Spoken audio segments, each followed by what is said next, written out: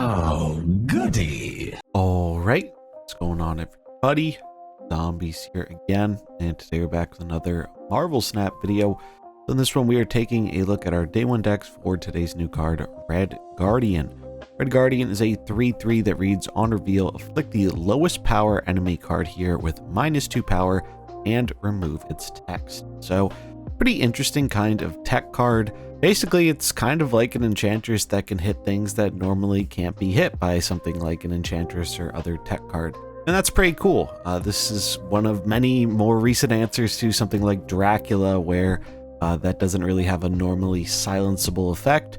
And in general, I think it's good to put something like this into the game to have a more wide range of stuff you can counter. In general, the body is pretty decent, effectively being a 3/5. 3/5s are on the higher end of the stat line spectrum for 3-drops, so you love to see that. In terms of the Spotlight week, we have Lady Deathstrike and High Evo alongside it.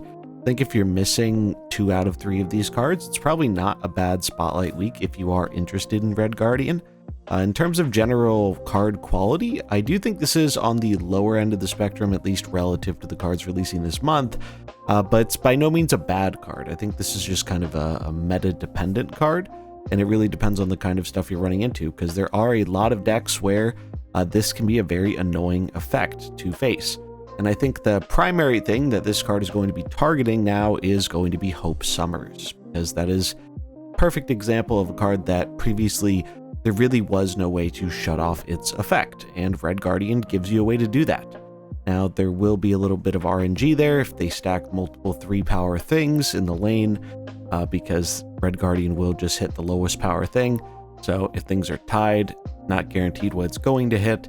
But if you can manage to grab priority on turn 3, usually the Hope lane doesn't have a lot of stuff in it yet, or if it does, it is at the same or lesser power.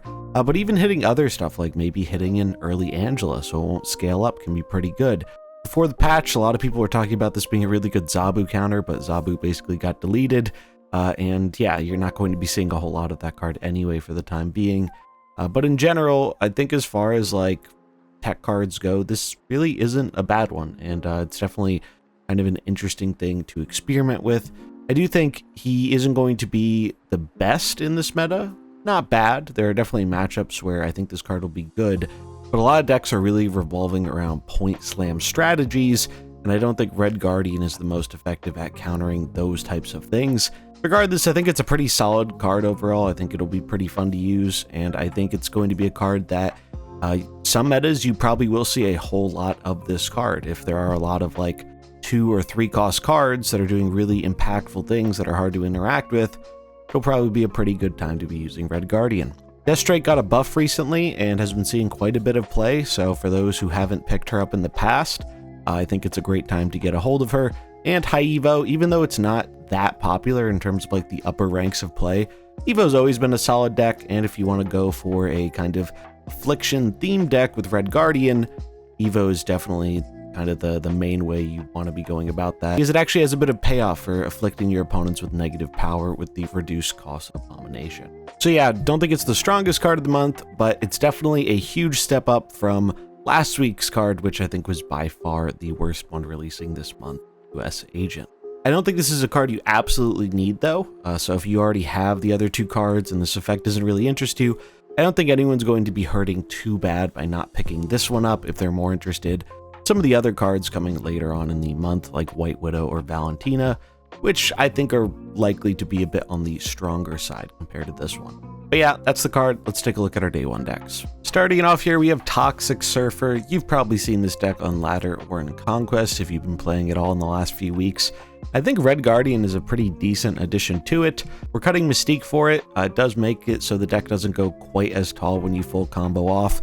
But I do find in a lot of games, Mystique ends up being a little bit redundant. And she's not super useful if you don't happen to find your Wong, which is a key part of enabling your combo shenanigans.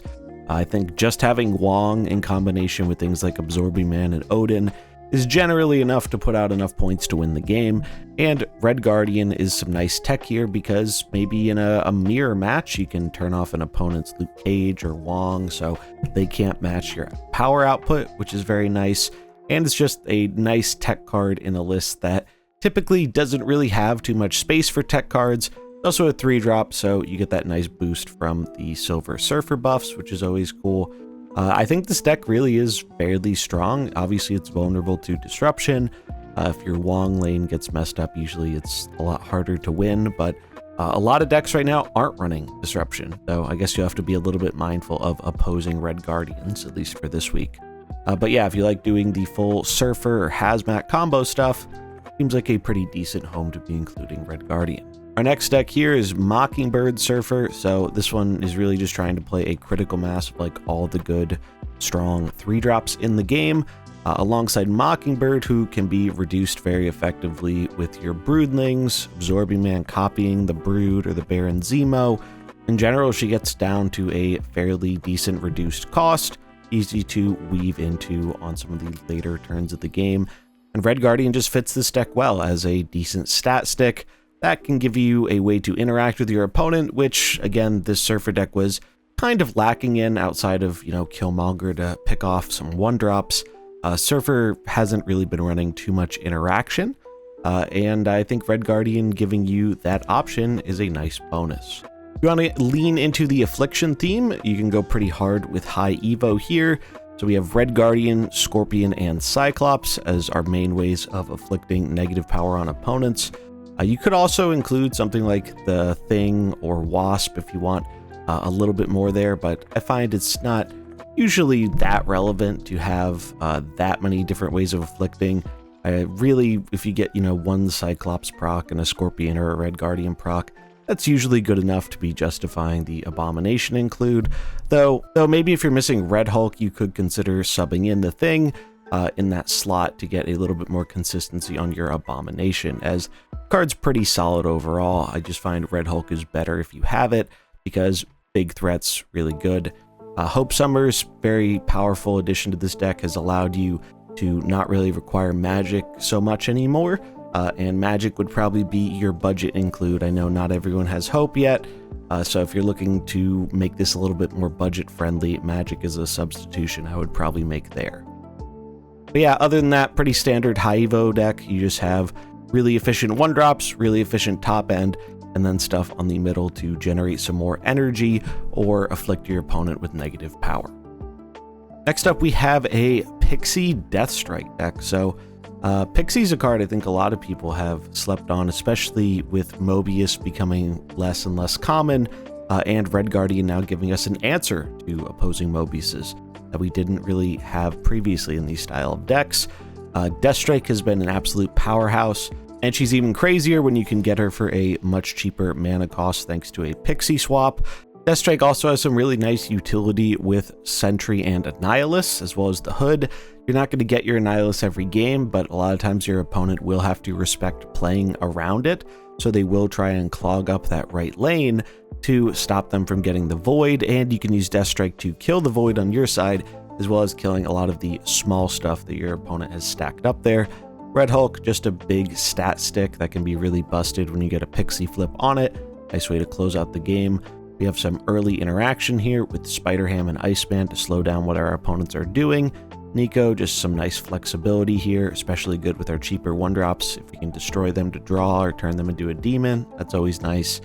Lizard can kind of bait people to fill up a lane with smaller things, which then we can clear out with Deathstrike later on, and Mobius to help turn off the negative Pixie flips. Another deck we have here is Red Samurai. So I've been playing this Black Bolt Stature kind of list. I've modified it a little bit. Normally I like doing the Baron Zemo and Yondu stuff in this, but I opted to go with a little bit of a different direction here so we could find space for Red Guardian, as he kind of conflicts with the Zemo spot. But yeah, I've liked this deck quite a lot. Black Bolt Stature haven't been that great for a while, but I've been playing them recently and I found them to be quite effective in this deck. Ripping stuff from your opponent's hand is really solid, especially against the Hela stuff. I've found Silver Samurai on turn 5 versus Hela. A lot of times she is their smallest power card in hand, and so you can just completely lose them the game on the spot in those scenarios. Ham helps out with that a bit as well. We have Cable here just because he's a good 2-drop, and sometimes you snipe that key card even without the rest of the Zemo package. It's just a really big advantage and some good cube equity if you take a key card and your opponent doesn't know about it. Lizard, He's just well statted. You could put something like Jeff or another 2-drop of choice in here if you want. Dagon's nice, gives us a little bit of food for the Silver Samurai discard. Gladiator as a stat stick. Shang to just deal with big threats that pop out. And Black Bolt and Deathstrike as our premier 5-drops. Deathstrike's real nice on the final turn if you were able to get Black Bolt or Samurai off, because you can weave her in alongside Stature or some big power swings. And last but not least, we have a Zoo deck. So Zoo has actually been doing pretty well recently. There are a lot of different takes on it, but I figured this would be a decent deck we could slot Red Guardian into, as he is just a pretty efficient stats for cost kind of card. And he allows us some interaction, which normally Zoo doesn't really have outside of, you know, a Valkyrie or a Shang-Chi to deal with tall threats. I like the idea of Zoo being able to turn off just a powerful text on a card while also getting a good body into play. In general, we're just trying to swarm the board with a lot of our cheaper stuff. We have cards that generate other cards with Squirrel Girl and Shauna filling up the board, making the Mockingbird cheaper. Hood has been quite nice alongside Nico and Valkyrie. Helps you with throwing priority when you want to enable getting the Valk flip, which a lot of people still don't seem to play around. Rocket's definitely a flex spot. There are so many different 1-drops you can play in this deck. I've been experimenting with Rocket because 1/5s are pretty nice, but you could also put in something like Nebula, Spider-Ham, really any 1-drop of your choice. I think that is very much the flex spot of the deck. Kazar and Blue Marvel to buff up the board. Mockingbird, just really efficient, getting it down for a cheaper or sometimes free cost. Dazzler gets really big because we often fill out the whole board, so very effective stats for cost there.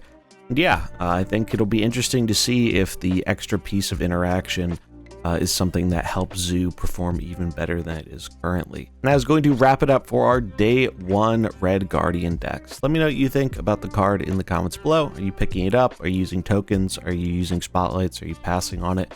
I'd love to hear it. It's going to wrap it up for this one though. Hope you enjoyed it. If you did, remember to like and subscribe, and I'll catch you in the next one. Peace.